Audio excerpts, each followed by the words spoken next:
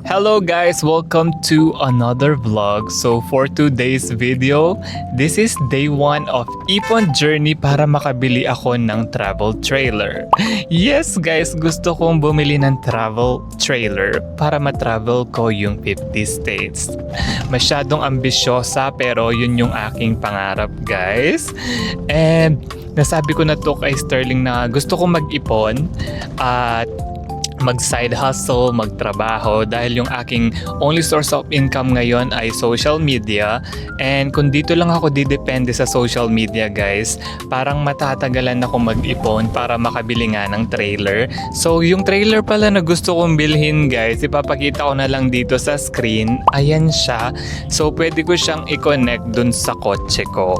And kapag kasi naka-hotel guys, kung kaming tatlo, si Sterling, ako, tsaka yung aso namin, umaabot siya lagi ng $150. So naisip ko kung magkaka-trailer kami, mas possible na malibot namin yung 50 states. So guys, please support this series para matupad ko tong aking pangarap na makabili ng travel trailer and mas makagawa pa ng maraming content at maipasyal ko kayo dito sa Amerika. So today guys, sasama ako sa work ni Sterling dahil meron siyang kailangan na paint job, ganun.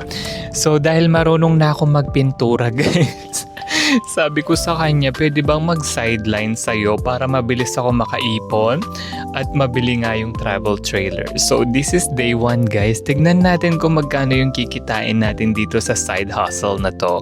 So update ko na lang kayo mamaya.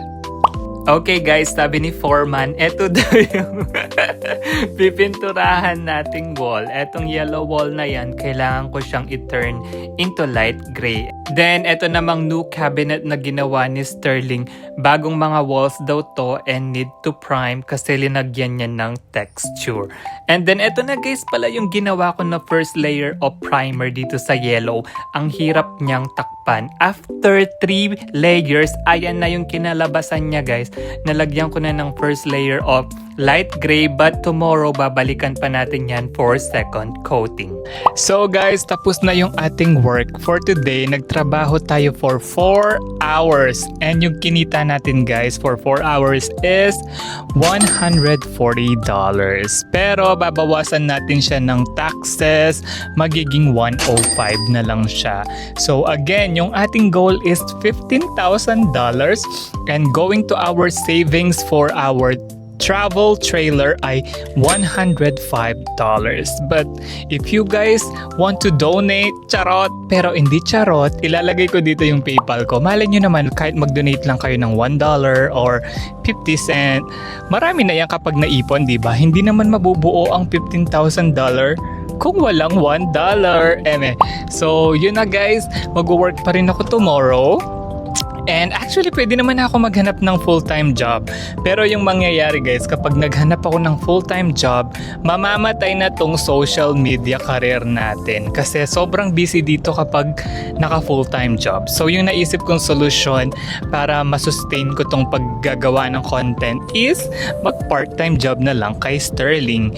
And para din makaipon sa ating dream na ma-travel tong 50 states, magkaroon ng travel trailer, ay etong ganitong way.